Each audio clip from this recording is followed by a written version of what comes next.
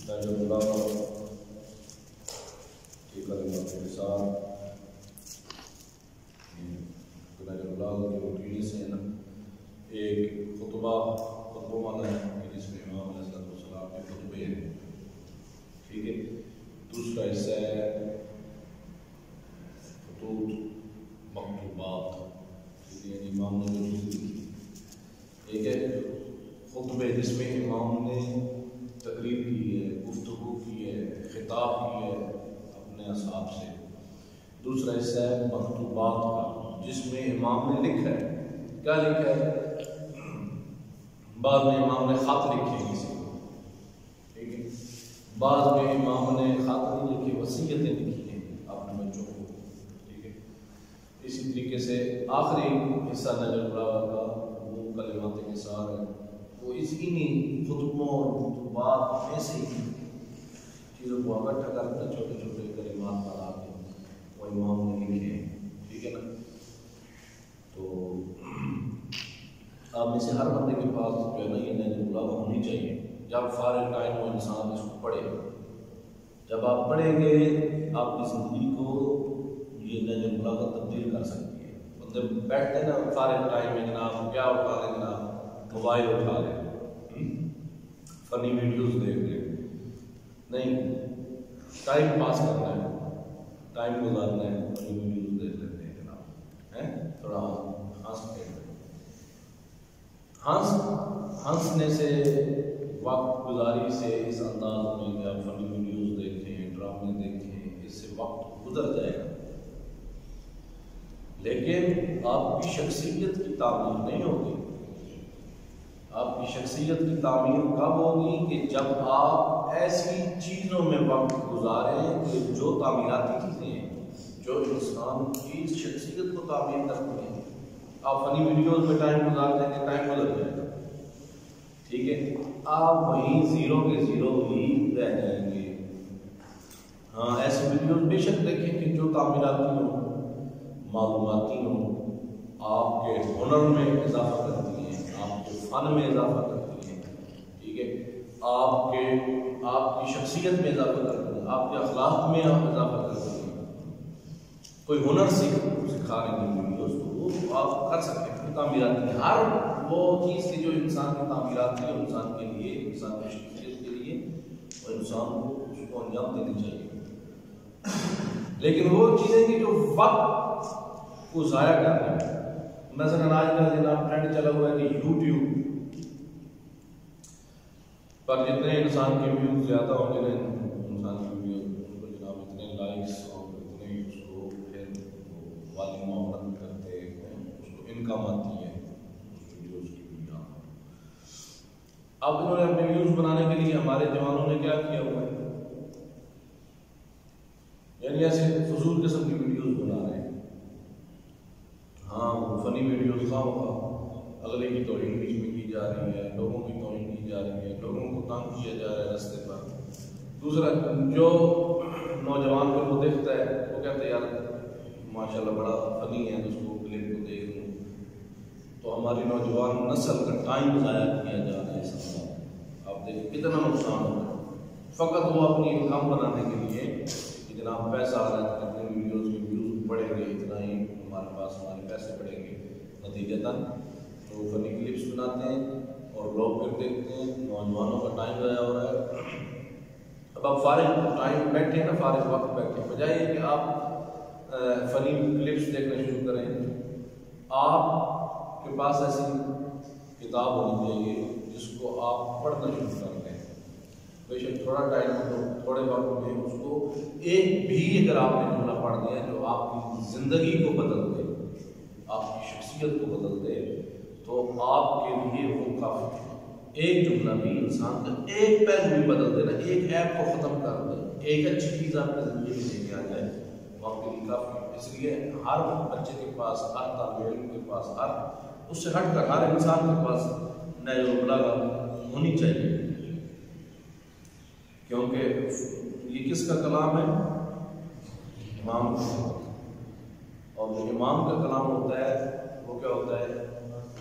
کلاموں کا امام ہوتا ہے، کلام الامام امام الکلام۔ جو امام کا کلام ہوتا ہے وہ باقی کلاموں کا بھی امام ہوتا ہے، ٹھیک ہے؟ تو آپ دیکھیں نا، آپ عمومی طور پر لوگوں کی کتابیں پڑھتے ہیں، آپ کو یقینی طور پر علم حاصل نہیں ہوتا کہ جناب 100% اس بندے نے یقینی بات کی، کیونکہ بندہ تاریخ کا مطالعہ کرتا ہے تو آپ اسے 100% نہیں کہہ سکتے کہ یہ بندے نے بالکل ٹھیک بات کی ہے، ایتھینٹک بات کی ہے۔ کیوں؟ آپ کو پتہ ہے یہ غیر معصوم ہے، آپ کو پتہ ہے یہ غیر معصوم ہے، یہ غلطی کر سکتا ہے، مگر بھول گیا ہوگا، تحقیق غلط کی ہوگی، لیکن یہ کس کی کلام ہے؟ یہ اس شخصیت کا کلام ہے کہ جس کے علم میں کوئی شک نہیں ہے، جس کے علم میں یقین ہی یقین ہے، جو خود فرماتا ہے کوئی شخصیت میں زمین کے راستوں سے بہتر آسمان کا راستہ ہے، علمی لدنی کی مالک اللہ، وہ جس کو اللہ کی ذات نے علم عطا کیا، تو یہ اس کی کلام ہے۔ تو اس میں حقیقتیں پوشیدہ ہیں، انسان کی کامیابی کے حقیقی راز اس کتاب میں پوشیدہ ہے۔ ایک جملہ اس کے مقابلے میں کائنات کوئی حیثیت نہیں، ایک جملے کے مقابلے میں ہمیں اس سے زیادہ استفادہ کرنا چاہیے امام کے کلام سے۔ صلوات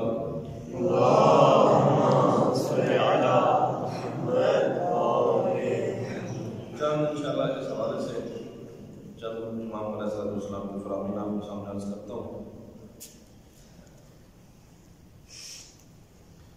یہاں فرماتے ہیں فاعل الخیر خیر منہ وفاعل الشر شر منہ۔ یہاں فرماتے ہیں کہ جو نیکی کرنے والا نیکی سے بہتر ہے، نیکی کا مطلب سچائی اچھی چیز ہے، لیکن سچ بولنے والا سچائی سے بھی اچھا ہے، سخاوت اچھی چیز ہے، لیکن جو انسان سخاوت کرتا ہے وہ انسان اس سخاوت سے بھی بہتر ہے، یعنی نیکی کرنے والا خود نیکی سے بہتر ہے۔ سمجھا رہی ہے؟ نیکی کرنے والا خود نیکی سے بہتر ہے، کسی سے بھلائی کرنے والا خود اس بھلائی سے بہتر ہے، اس کی زیادہ قیمت ہے۔ انسان کو اس کے اندر اچھائی پیدا ہو رہی ہے، انسان اچھا بن گیا ہے، اور جو انسان خود اچھا بن گیا ہے، اس میں خیر آ رہی ہے، اس میں بھلائی آ رہی ہے، اس کی قدر و منزلت بڑھتی چلی جاتی ہے۔ پھر مولانا فرماتے ہیں کہ فاعل الشر شر منہ، برائی کرنے والا برائی سے بھی بدتر ہے، ٹھیک ہے؟ جھوٹ بری چیز ہے، لیکن مولانا فرماتے ہیں جھوٹا انسان جھوٹ سے بھی بدتر ہے، جھوٹ بدتر ہے، بری چیز بد ہے، لیکن جھوٹا انسان جھوٹ سے بھی بدتر ہے۔ اچھا، اس کے علاوہ ظلم بری چیز ہے، بد ہے، لیکن ظالم ظلم سے بھی بدتر ہے۔ تو یعنی امام فرماتے ہیں کہ وہ انسان خود انسان کی قیمت زیادہ لگتی ہے اس عمل سے، جو وہ عمل کر رہا ہے نا، اس سے زیادہ عمل کرنے والے کی قیمت ہے۔ مثلا اگر اچھائی ہے تو اچھا کرنے والا اچھائی سے بھی اچھا ہے، لیکن اگر وہ بد ہے، بدکار ہے، برا کام کر رہا ہے، تو برا کام کرنے والا اس برائی سے بھی بدتر ہے۔ سمجھا رہی ہے نا؟ خود انسان کی قیمت۔ امام کا اللہ قول ہے، امام علیہ السلام فرماتے ہیں کہ کن سمحا ولا تکن مبذرا وکن مقدرا ولا تکن مقدرا۔ امام فرماتے ہیں کہ حد کے اندر رہو، حد سے تجاوز نہ کرو۔ کیا مطلب؟ کن سمحا، سخاوت کرو، لا تکن مبذرا، لیکن فضول خرچی نہ کرو۔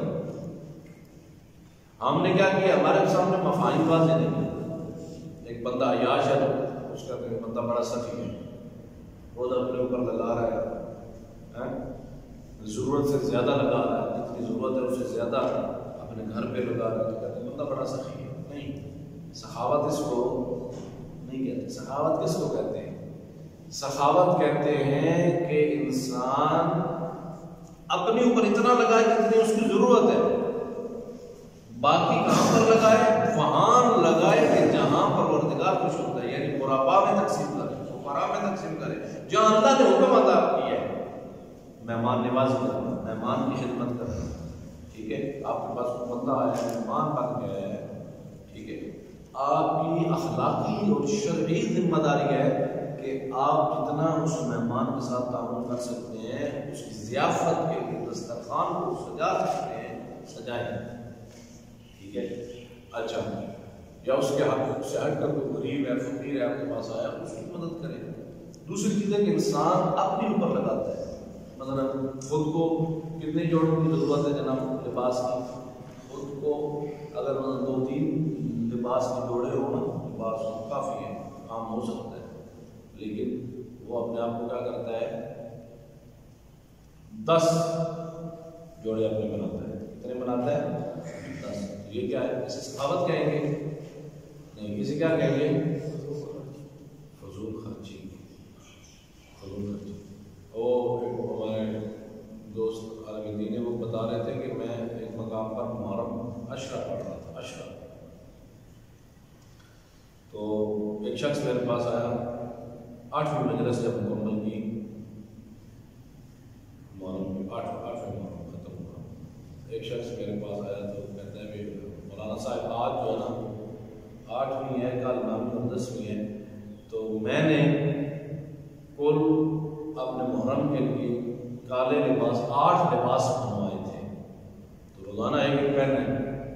اب آپ مجھے بتائیں، میری گھر والی مجھے کہتی ہے کہ آگے 2 دن رہتے ہیں ابھی، تو وہ کہتی ہے کہ 2 اور نئے لباس بنواؤ، کالے لباس، سیاہ لباس اور بنواؤ تاکہ 9ویں اور 10ویں گزر جائے، ٹھیک ہے؟ تو اب بتائیں کہ آج تو 8 ہو گئے، کیا میں نئے لباس بنوا سکتا ہوں؟ تو پھر انہوں نے یہی جواب، انہوں نے کہا کہ پہلے بھی تم نے کون سا اتنا کوئی نیکی والا کام کیا ہے، پہلا بھی کام برا ہی تھا، 2 اور بنوا دیے تو اس میں کون سا تمہارے لیے اتنا بڑا کام ہوگا؟ اتنا اس سوال سے کیوں اہمیت دے رہے ہو؟ جب وہ 8 لباس تمہارے لیے اتنے، اس کو بنوانا تمہارے لیے بڑا کام نہیں تھا، بڑی برائی نہیں تھی، تو اوپر والے 2 بھی بنوا لو تو کوئی حرج نہیں۔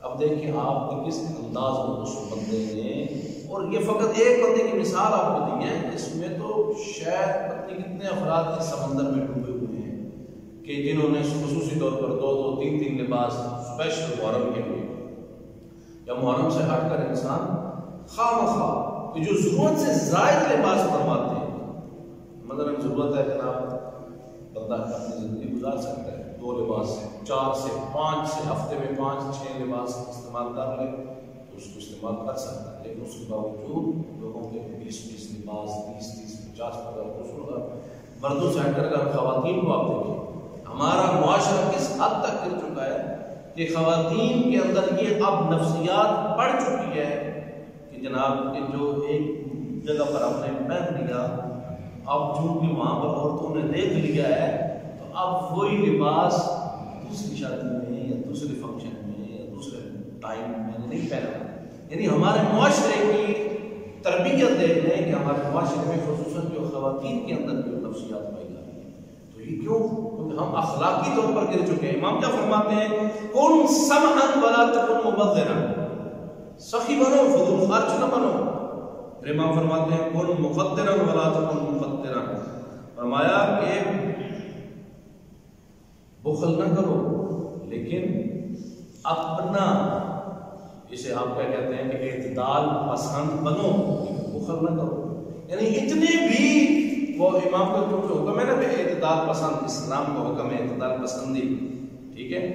انسان درمیانہ روی چلے، فضول خرچی نہ کرے، ٹھیک ہے؟ تو اب کہیں ایسا نہ ہو کہ انسان اس طرح فضول خرچی سے بچنا شروع کر دے اور اعتدال اعتدال کرنا شروع کر دے کہ بالکل ہی وہ کنجوس ہو جائے، وہ بخیل ہو جائے.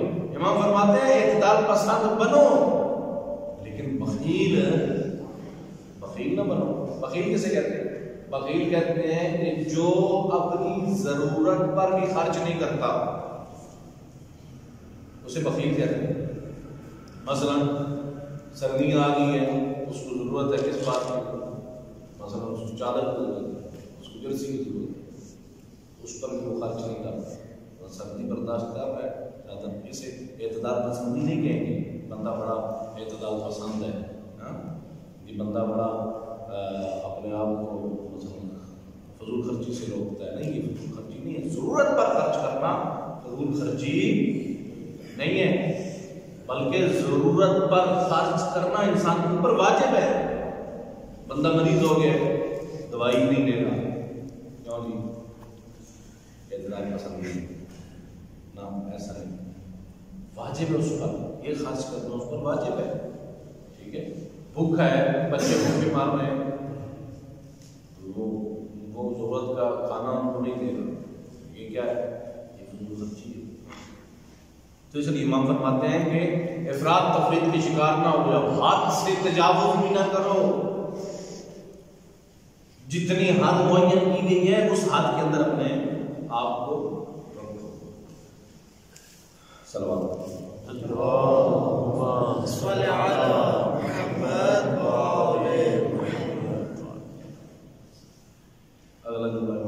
اشرف الجناب ترک الگناہ. بہترین نیاز بے نیازی، غنا یعنی بے نیازی، دولت مندی. بندہ جو غنا غنی ہوتا ہے نا، دولت مند کو کہتے ہیں. دولت مند کیوں اس کو کہتے ہیں؟ کیونکہ وہ لوگوں کو محتاج نہیں، یعنی بے نیاز ہوتا، لوگوں سے بے نیاز ہوتا، صرف سے غنی ہو. ٹھیک ہے. اچھا، امام فرماتے ہیں کہ سب سے بہترین بے نیازی کیا ہے؟ اشرف الجناب، بہترین دولت مندی کے بہترین بے نیازی کے اشرف الجناب، سب سے اشرف جو بے نیازی ہے دولت مندی، وہ کیا ہے؟ ترک المناہ، کہ انسان اپنی خواہشات کو چھوڑ دے. اپنی خواہشات، ضروریات کو نہیں. دو چیزیں ہیں انسان کی زندگی میں. انسان کی زندگی میں کتنی چیزیں ہیں؟ دو چیزیں. کتنی چیزیں ہیں؟ دو. ایک کو کہتے ہیں ضروریات، ایک کو کہتے ہیں خواہشات. ضروریات کہ اگر ضرورت پوری نہ ہو انسان نہیں جی سکتا. مثلا معاشرے میں زندگی نہیں گزار سکتا، کیونکہ انسان پر واجب ہے کہ اپنی جان مال کی حفاظت کرے اور اپنی عزت و آبرو کی حفاظت کرے. بعض اوقات جو چیزیں ہوتی ہیں کہ جو ضرورت ہوتی ہیں جان مال کے لیے، زندگی جو انسان زندہ رہے گا، لیکن عزت و آبرو کے لیے ضروری ہے. ٹھیک ہے، وہ بھی ضرورت کے تحت آ جاتی ہے. فرمایا کہ دو چیزیں ہیں، ضروریات زندگی اور خواہشات اور تمنائیں. بعض ضرورت سے ہٹ کر انسان تمنائیں رکھتا ہے. کیسے تمنائیں جناب؟ کہ میں جناب ایک گاڑی خریدوں، گاڑی بڑی سی لینڈ کروزر. ٹھیک ہے، مثلا میری ضرورت ہے کہ میں اپنا کام آلٹو سے پورا کر رہا ہوں. ٹھیک ہے، میں آرام سے پورا کر رہا ہوں، یہ ضرورت پوری ہو رہی ہے. دوسری چیز ہے تمنا، خواہش، کہ میرے پاس لینڈ کروزر ہونی چاہیے. میری خواہش یہ ہے، میری تمنا یہ ہے کہ میرے پاس نئی ماڈل والی GLI اور XLI ہونی چاہیے. ایک تمنا ہے، ایک ضرورت ہے. ضرورت میری اس آلٹو سے، میران سے، موٹر سائیکل سے پوری ہو رہی ہے. خواہش یہ ہے، تمنا یہ ہے کہ میں آزاد ماڈل کی ایک گاڑی میرے پاس ہونی چاہیے. اب اگر میں تمناؤں کے پیچھے بھاگوں گا تو میں بے نیاز نہیں رہوں گا، ذہنی طور پر بے نیاز نہیں ہوں گا، مقید ہو جاؤں گا، قید ہو جاؤں گا، ضرورت مند ہو جاؤں گا. جب اپنی چھوٹی چھوٹی خواہشات کے پیچھے بھاگوں گا، مثلا میرے پاس کچھ چند پیسے آئے، میری خواہش یہ ہے کہ میں آج اچھا نئے ماڈل کا موبائل لے لوں،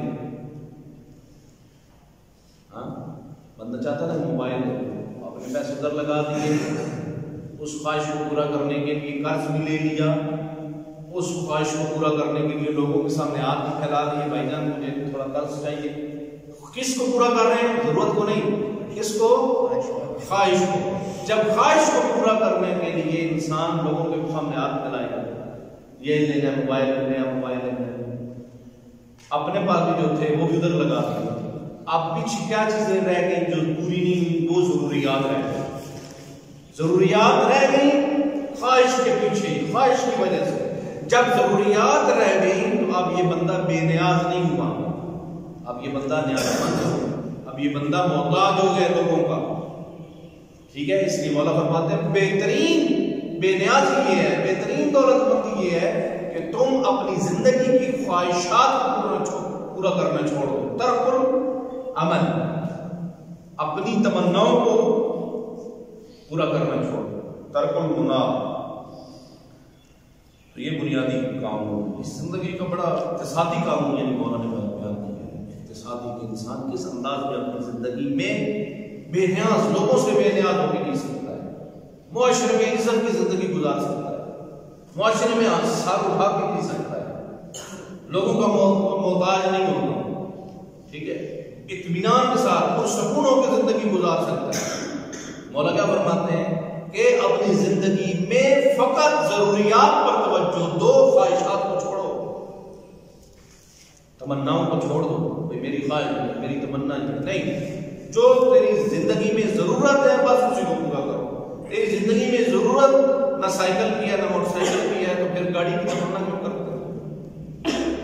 تمہارا کام اگر کام ہو رہا ہے اس کے بغیر بھی، تو پھر اپنی ضرورت کو پورا کرو۔ موبائل، چھوٹے موبائل میں کام ہو رہا ہے، ایک دور تھا جب موبائلوں کی ضرورت ہی نہیں تھی، آج دور ہے موبائل کی ضرورت ہے لیکن چھوٹے سے ہو رہا ہے، تو پھر بڑے موبائل کی ضرورت آپ کو محتاج کر دے گی۔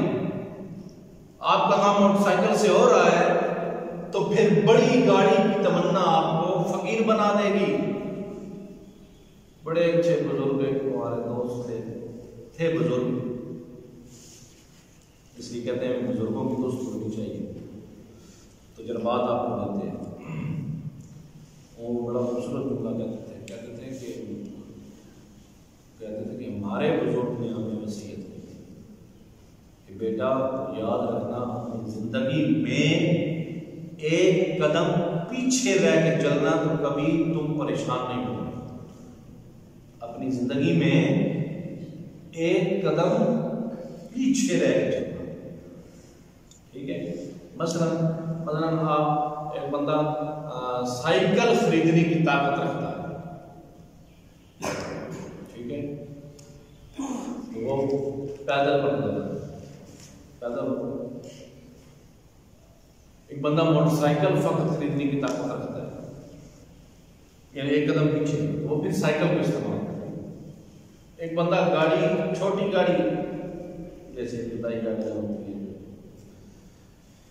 جیسے مثلا سب سے چھوٹی آپ سمجھ لیں آج کل جیسے ہماری گاڑی یہ خریدنے کی طاقت رکھتا ہے، اس کو چاہیے کہ فقط وہ موٹر سائیکل کو نہ کرے۔ ایک بندہ اور اس سے بڑی گاڑی خریدنے کی طاقت رکھتا ہے، وہ اس سے چھوٹے ماڈل، یعنی اپنی زندگی میں ہمیشہ ایک قدم پیچھے رہے گا انسان، تو پھر کبھی بھی وہ زندگی میں محتاج نہیں ہوگا، مار نہیں کھائے گا، ٹھیک ہے؟ انسان آپ معاشرے میں دیکھیں نا، لوگ کہاں زیادہ مار کھاتے ہیں، کہاں نقصان زیادہ ہوتا ہے ان کے لیے، کہاں انسان کس حد میں جا کر انسان خودکشی کے مقام پر آ جاتا ہے، اور انسان دعا کرتا ہے پروردگارا مجھے اب اس زندگی سے موت اچھی ہے۔ جب وہ ضرورت مند ہو جاتا ہے، زندگی کی ضروریات کو پورا نہیں کر پا رہا ہوتا اس وقت، اور زندگی کی ضروریات کو پورا کیسے نہیں کر پاتا؟ کیونکہ اپنے وسائل کو خواہشات کے پیچھے لگا دیتا ہے، خواہشات کو پورا کرنے کی کوشش کرتا ہے۔ اس لیے زندگی میں یاد رکھنا دو چیزیں ہیں، ایک کا نام ضروریات ہے، ایک کا نام خواہشات ہے۔ تو خواہشات کو امام فرماتے ہیں چھوڑ دو، تمناؤں کو چھوڑ دو. آپ کی مد نظر کیا ہونی چاہیے؟ فقط ضروریات ہونی چاہیے، اور آپ کا عقل اور آپ کا قلب دنیا میں نہیں ہونا چاہیے بلکہ آخرت میں ہونا چاہیے. آپ خواہشات کو کیسے چھوڑ سکتے ہیں؟ جب آپ اپنے دل میں یہ بٹھا دیں کہ آپ نے زندگی میں ہمیشہ نہیں رہنا، پھر آپ کی خواہشات ختم ہو جائیں. جب آپ کو پتا ہے نا کہ میں نے جناب یہاں کون یہ چند سانس ہیں جو میں نے گزار لینا، چند سال ہیں جو میں نے گزار لینا، ختم ہو جاتے ہیں، پھر کبھی بھی آپ خواہشات کے پیچھے نہیں لگیں گے. سمجھا رہی ہیں؟ آپ مثلا مثال کے طور پر آپ چند دنوں کے لیے کسی مقام پر جائیں نا، مثلا آپ جائیں جناب فیملی کو لے کر اسلام آباد 5 دن، آپ 5 دنوں کے لیے جائیں گے نا، تو وہاں جا کر آپ نے 5 دن گزارنے ہیں، ٹھیک ہے، تو اب وہاں پر آپ لینا شروع کرتے ہیں ایک کو جا کر 5 دن گزارنے، آخر 5 دن تو گزارنے، ایک عدد الماری لے لیں، ایک عدد پیٹی لے لیں، ایک عدد جو ہے نا فریج لے لیں. 5 دن تو گزارے، ٹھنڈا پانی بھی نہیں، فریج لے جا کر کپڑے بھی دھو لیں، واشنگ مشین اسپیشل 30-40 ہزار روپے والی لے لیں، اچھا فریج لے لیں 70-80 ہزار روپے والا، الماری لے لیں، کپڑے بھی تو رکھنے ہیں، 5 دن تو رہنا ہے، آخر 5 دن رہنا ہے. تو نتیجہ کیا ہوگا؟ کبھی کوئی ایسا کرے گا؟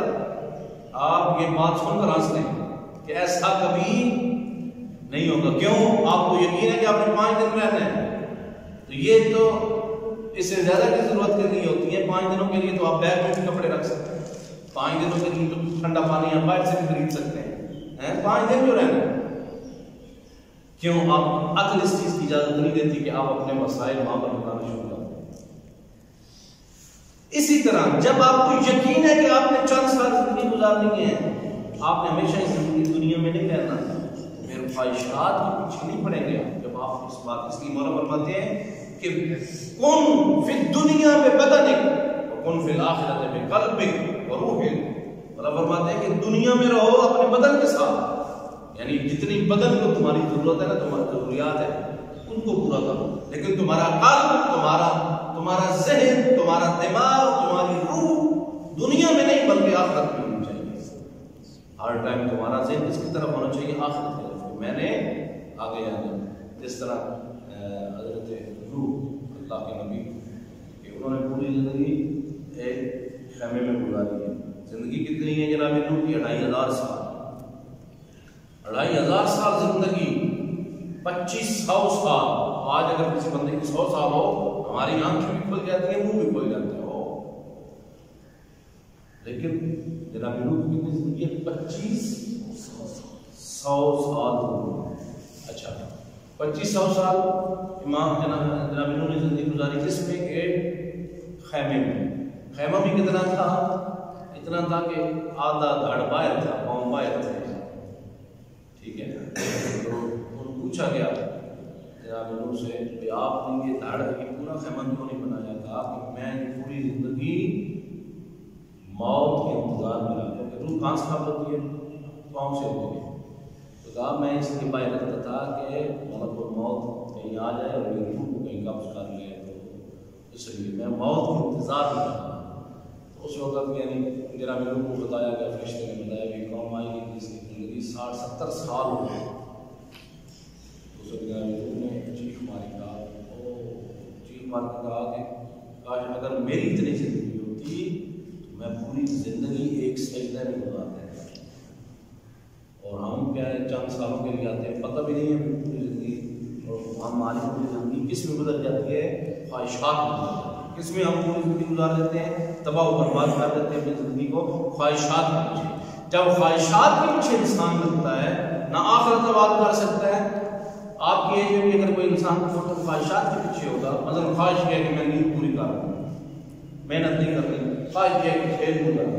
جب آپ خواہشات کے پیچھے ہوں گے، خواہش یہ ہے کہ جناب میں آج پاپڑ کھا لوں، خواہش یہ ہے کہ کافیاں کھا لوں، اپنی زبان کی چسکے کو پورا کر لوں، پیسہ بھی ختم ہو جائے گا، جیب بھی خالی ہو جائے گی. دوسرا کیا ہے؟ آپ ٹائم بھی اپنا ضائع کریں گے. خواہش یہ ہے کہ میں نیند پوری کر لوں، خواہش یہ ہے کہ میں کھیل لوں. بعض افراد ہوتے ہیں کہ نیند کی خواہش ہوتی ہے کہ میں پڑھ دوں. تو جو بندہ پڑھے گا، پڑھائی انسان کی زندگی کو تعمیر کرے گی. لیکن اگر انسان اپنی زندگی کھیل کود میں گزار دے گا، سو میں گزار دے گا، تو کبھی زندگی اس کی تعمیر نہیں ہوگی، اس کی زندگی کامیابی کی طرف کبھی رواں دواں نہیں ہوگی. وہ اسی کھیل کود میں اپنی زندگی کو جہاں زیرو پر کھڑا تھا، بڑا ہو کر بھی اسی زیرو پر ہی وہ کھڑا رہے گا. نتیجتاً وہ کیا ہوگا؟ کیونکہ پوری زندگی کھیل کود میں گزاری ہے، نتیجتاً وہ کیا کرے گا؟ اس کو وہ پھٹا لگانا پڑے گا، اچھا پھیری والا بننا پڑے گا، چوکوں پر جا کر اپنا پھٹا لگا کر برف بیچنی ہوگی، رکشا چلانا پڑے گا. اور جب ضروریات اپنی پوری نہیں کر پائے گا تو نتیجتاً کس کو کوسے گا؟ حکومت کو کوسے گا، مہنگائی کو کہے گا کہ مہنگائی ہو گئی ہے نا. اصل میں اب یہ جو ضروریات پوری نہیں کر پایا، اس کی بنیادی وجہ خود ہے کہ اس نے بچپن میں یا جب ایک تعمیراتی سلسلہ اس کا چل رہا تھا، اس نے وقت گزار دیا لیکن اپنی شخصیت کو تعمیر نہیں کیا، اپنے آپ کو نہیں بنایا، اپنے اندر صلاحیت پیدا نہیں کی، اپنے آپ کو مضبوط مرد نہیں بنایا، اپنے آپ کو مضبوط شہری نہیں بنایا.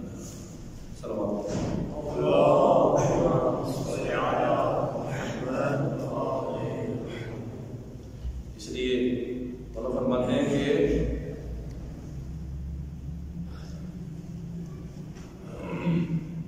من اطال العمل اساء العمل، جس نے طول طویل امیدیں باندھی، لمبی لمبی امیدیں، اس نے اپنے عمل کو بگاڑ دیا، اس کا عمل بگڑ گیا. جو لمبی خواہشات، لمبی امیدوں کے پیچھے رہا، اپنی لمبی لمبی ضروریات سے ہٹ کر، تو مولا فرماتے ہیں کہ وہ کبھی عمل نہیں کرتا، عمل کو بگاڑ دیتا. جس کو پتہ ہے نا کہ میں ہمیشہ رہنے والا نہیں ہوں. لمبی امیدیں کون لگاتا ہے؟ جس کے ذہن میں یہ ہے کہ میں نے یہاں ہمیشہ رہنا، ٹھیک ہے. لیکن جس کو اپنی پل کی خبر نہیں ہے نا، اگلے سانس کا نہیں پتا، کبھی لمبی امید نہیں پاتا. مولا فرماتے ہیں زندگی ایسے گزارو اس دنیا میں، ٹھیک ہے، کہ تمہاری موت اگلے سانس کو مجھے پتہ نہیں ہے سندہ نہیں، کہ تم ہر وقت تیار رہو موت کو گلے لگانے کے لیے. ہر وقت تمہارا نام اعمال اس انداز میں ہو کہ تجھے موت آ جائے تو تم تیار ہو، کہو کہ میں حاضر ہوں. ٹھیک ہے. ابھی آپ مثلا آپ کی ایج ایسی ہے کہ آپ کے نام اعمال صاف ہے، تو یہ آپ کوشش کریں نا کہ نام اعمال آپ کے صاف ہی ہوں، پھر آپ کو کوئی فرق نہیں پڑے گا موت کو گلے لگانے. آپ گھبرائیں گے نہیں. جو بندے موت سے گھبراتے ہیں، ٹھیک ہے، وہ کیوں گھبراتے ہیں؟ کہ نام اعمال صاف نہیں، ڈر لگتا ہے، واجبات رہتے ہیں. موت آئی ہے، پوچھ کے آئے نا تو وہ کہے کہ ٹالتے رہے گا، مہلت مانگتا رہے گا. کیوں؟ ابھی نمازیں قضا آئیں گی، ابھی روزے قضا آئیں گے، ابھی فلاں کا واجب میرے اوپر ادا کرنا ہے، فلاں کا پیسے دینے ہیں، فلاں کے پیسے دینے ہیں، ڈھیر ساری چیزیں جو میرے کاندھوں پر ہیں، جو ابھی اس قابل نہیں ہوں کہ میں موت کو گلے لگاؤں. ٹھیک ہے. اگر موت پوچھ کے آتی تو انسان مہلت مانگ کے کان اپنی زندگی لے جاتا، لیکن اس لیے موت بتا کے نہیں ہوتی، اگلے لمحے کا پتہ نہیں، لیکن انسان تیار نہیں ہوتا. کیوں؟ اس لیے کیونکہ انسان کا نام اعمال اس قابل نہیں. اس لیے لوگ موت سے ڈرتے ہیں، اس لیے لوگ موت سے ڈرتے ہیں. موت سے تو جو موت سے ڈرتے ہیں حقیقت میں وہ موت سے نہیں ڈرتے، وہ اپنی گزری ہوئی زندگی سے ڈرتے ہیں، گزری ہوئی حیات سے ڈرتے ہیں. موت سے نہیں ڈرتے، وہ حیات سے ڈرتے ہیں. کون سی حیات؟ جو گزر چکی. ٹھیک ہے. تو کیوں نہ ابھی سے آپ عہد کریں کہ ہم اپنی زندگی میں ہمیشہ اپنے نام اعمال کو صاف رکھیں گے. کبھی ہمارے نام اعمال میں گناہ نہیں آنے چاہیے، کبھی ہمارے نام اعمال میں واجب کا ترک نہیں آنا چاہیے. جو واجب ہے وہ نمازیں ہیں، روزے ہیں، اس کو ادا کریں. خصوصاً یہ مریضان افراد مریض ہوتے ہیں، آپ لوگ مسجد میں نہیں پہنچ پاتے، جماعت میں نہیں پہنچ پاتے، تو یہ نہ کہا کریں جناب نماز چھوڑ دیں نا، اٹھے اپنا وضو کریں، اپنی کمرے میں ضرور نماز ادا کر لیں، کم سے کم وہاں پر ضرور نماز ادا کریں تاکہ آپ کا واجب ادا ہو جائے. کیونکہ نماز تو بیماری میں بھی معاف نہیں. ٹھیک ہے، اپنے واجبات کا اس اعتبار سے خیال رکھیں. صلوات